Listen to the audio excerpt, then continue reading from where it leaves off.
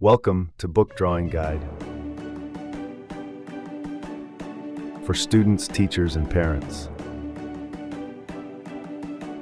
The teacher is demonstrating drawing on the board while students observe and practice.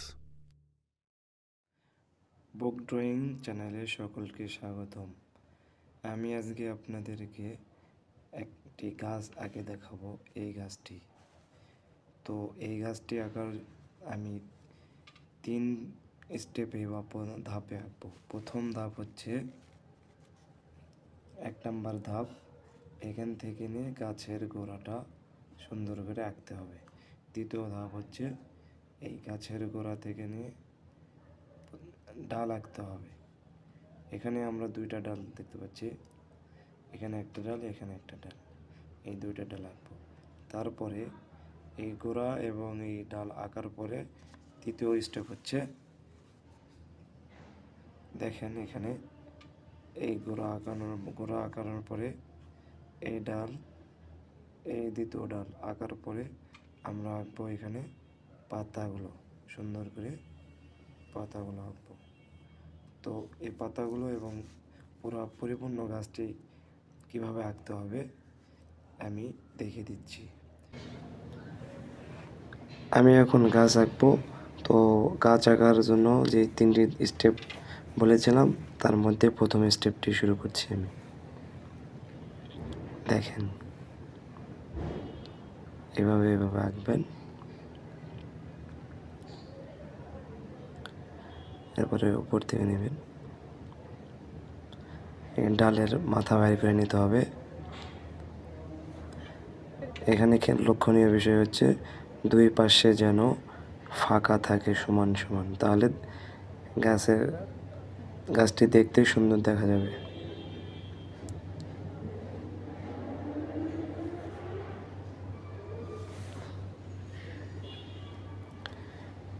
এরপরে দ্বিতীয় step হচ্ছে গাছের ডাল আঁকানো।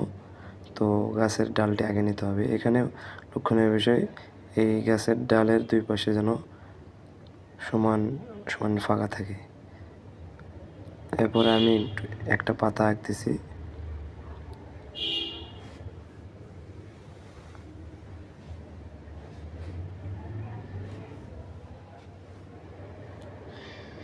এরপরে ডাল আঁকতেছি। দ্বিতীয় পরিপূর্ণ স্টেপ শেষ হয়ে যাবে এখানে।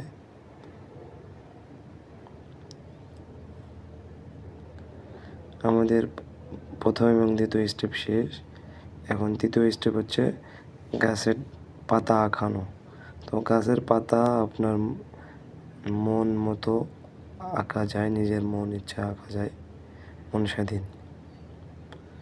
আমার মতো আমি পাতা আঁকতেছি আর কি। প্রত্যেকটি জিনিস আঁকার আগে ওই জিনিসের নকশা আগে অন্তরে অঙ্কন করে নিতে হয়।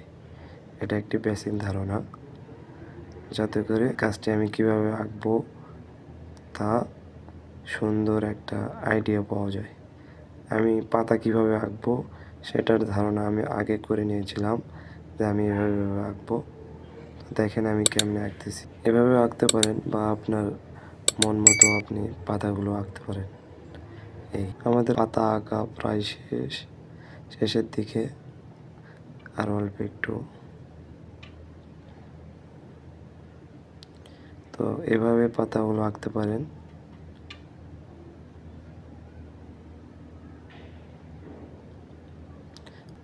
বাচ্চাদেরকে, যারা অভিভাবক আছেন বা টিচার আছেন, বাচ্চাদেরকে আপনি এভাবে আঁকতে বলবেন।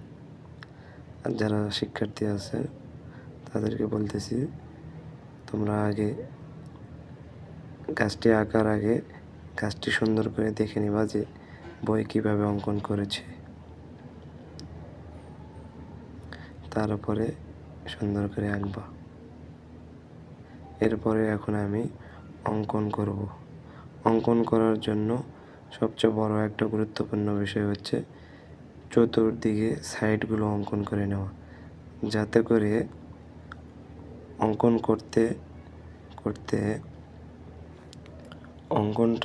রংটা যেন দাগের বাহিরে না যায়, এটার দিকে বিশেষ লক্ষ্য রাখতে হবে। যদি দাগের বাইরে যায় তাহলে অঙ্কনটা দেখতে খারাপ দেখা যাবে এবং সৌন্দর্য ফুটে উঠবে না।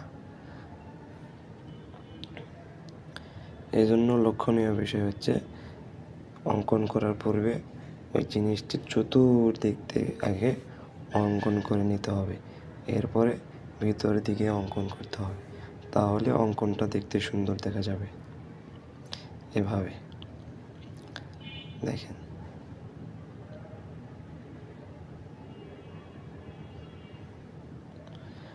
এখানে আপনি প্রত্যেকটি পাতা ভিন্ন ভিন্ন অঙ্কন করতেও পারেন বা একসঙ্গে অঙ্কন করতেও পারেন, এটা আপনার এখতিয়ার, ইচ্ছা। তো আপনি এভাবে অঙ্কন করবেন।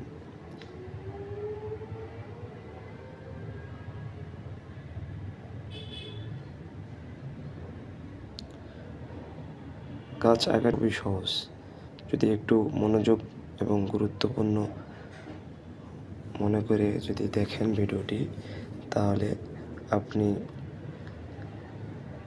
আমার মতো করে হুবহু আঁকতে পারবেন এবং অন্যদেরকেও শিখাইতে পারবেন। আমি খুব সহজ স্টেপে এই গাছটি অঙ্কন করতেছি, যা অঙ্কন করা একেবারে সহজ। ছোট বাচ্চারাও আশা করি আমার এই ভিডিও দেখে অঙ্কন করতে পারবে, কোনো সমস্যা হবে না আর। এরপরে এখানে আমি একটু হলুদ রং নেব, যাতে করে এখানে সবুজ পাতার মধ্যে হলুদটা যেন ফুটে ওঠে। আমাদের রং করা প্রায় শেষের দিকে।